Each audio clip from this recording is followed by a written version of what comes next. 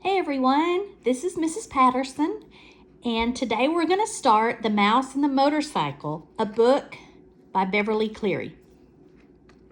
I think you'll really enjoy this book. We're going to read one chapter a day, and if you want to listen to me, then turn your sound up. If you want to try to read it on your own, you can just mute me, and then if you need longer for a page than I have provided, then you can just pause your page. Okay, let's get started. Chapter 1, The New Guests. Keith, the boy in the rumpled shorts and shirt, did not know he was being watched as he entered room 215 of the Mountain View Inn. Neither did his mother and father, who both looked hot and tired. They had come from Ohio and for 5 days had driven across plains and deserts and over mountains to the old hotel to the California foothills 25 miles from Highway 40. The fourth person entering room 215 may have known he was being watched, but he did not care. He was Matt, 60 if he was a day, who at the moment was the bellboy. So that means he was about 60 years old is what they're trying to say. He's an older man. Matt also replaced worn-out light bulbs, renewed washers in leaky faucets, carried trays for people who telephoned room service to order food sent to their rooms, and sometimes prevented children from hitting one another with croquet mallets at the lawn behind the hotel. Now, Matt's right shoulder sagged with the weight of the bags he was carrying. "Here you are, Mr. Gridley, rooms 215 and 216, he said, setting the smaller of the bags on a luggage rack at the foot of the double bed before he opened a door into the next room. "I expect you and Mrs. Gridley will want room 216. It is a corner room with twin beds and a private bath." He carried the heavy bag to the next room where he could be heard opening windows. Outside, a chipmunk chattered in a pine tree and a chickadee whistled "fee-bee-bee." The boy's mother looked critically around room 215 and whispered, "I think we should drive back to the main highway. There must be a motel with a vacancy sign someplace. We didn't look long enough." "Not another mile," answered the father. "I'm not driving another mile on a California highway on a holiday weekend. Did you see the way that truck almost forced us off the road?" "Dad, did you see those two fellows on motorcycles?" began the boy and stopped, realizing he should not interrupt an argument. "But this place is so old," protested the boy's mother, "and we have only 3 weeks for our whole trip. We had planned to spend the 4th of July weekend in San Francisco, and we wanted to show Keith as much of the United States as we could." "San Francisco will have to wait, and this is part of the United States. Besides, this used to be a real fashionable hotel," said Mr. Gridley. "People came from miles around." 50 years ago," said Mrs. Gridley, "and they came by horse and buggy." The bellboy returned to room 215. "The dining room opens at 6:30, sir. There is ping pong in the game room, TV in the lobby, and croquet on the back lawn. I'm sure you will be very comfortable." Matt, who had seen guests come and go for many years, knew that there were 2 kinds: those who thought the hotel was a dreadful old barn of a place, and those who thought it charming and quaint, so quiet and restful. "Of course we will be comfortable," said Mr. Gridley, dropping some coins into Matt's hand for carrying the bags.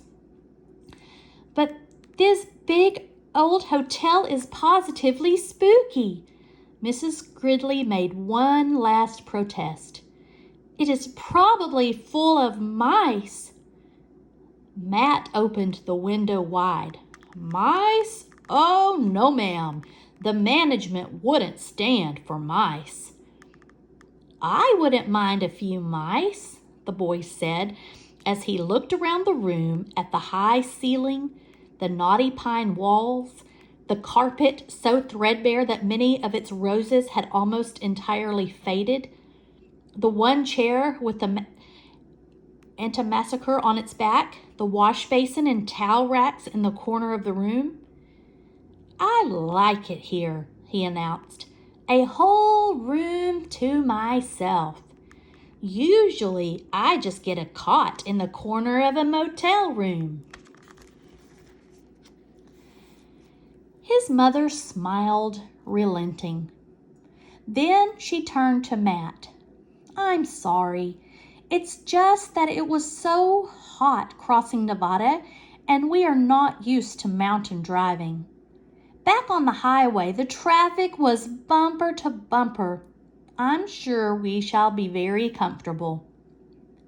After Matt had gone, closing the door behind him, Mr. Gridley said, "I need a rest before dinner. 400 miles of driving and that mountain traffic. It was too much. And if we are going to stay for a while, I had better unpack," said Mrs. Gridley. "At least I'll have a chance to do some drip drying." Alone in room 215 and unaware that he was being watched, the boy began to explore. He got down on his hands and knees and looked under the bed. He leaned out the open window as far as he could and greedily inhaled deep breaths of pine-scented air. He turned the hot and cold water on and off in the wash basin, that's what we would call the sink, and slipped one of the small bars of paper-wrapped soap into his pocket. Under the window, he discovered a knothole in the pine wall down by the floor and, squatting, poked his finger into the hole. When he felt nothing inside, he lost interest. Now Keith opened his suitcase and took out an apple and several small cars, a sedan, a sports car, and an ambulance about 6 inches long, and a red motorcycle half the length of the cars, which he dropped on the striped bedspread before he bit into the apple.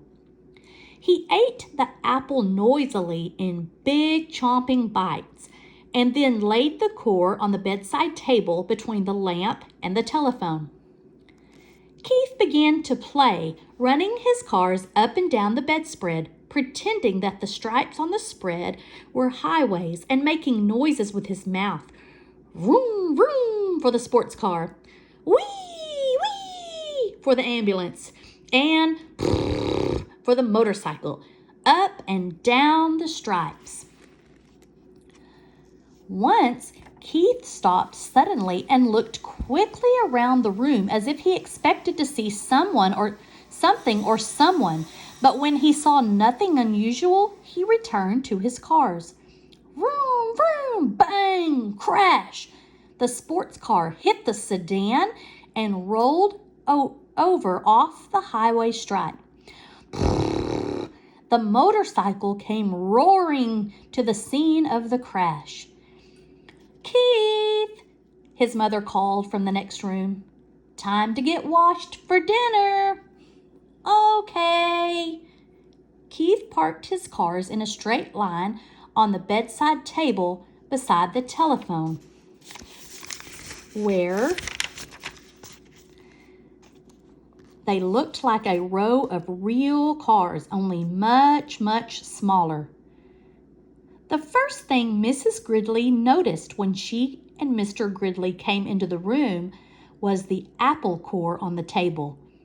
She dropped it with a thunk into the metal wastebasket beside the table, and she gave several quick little sniffs of the air and said, looking perplexed, "I don't care what the bellboy said.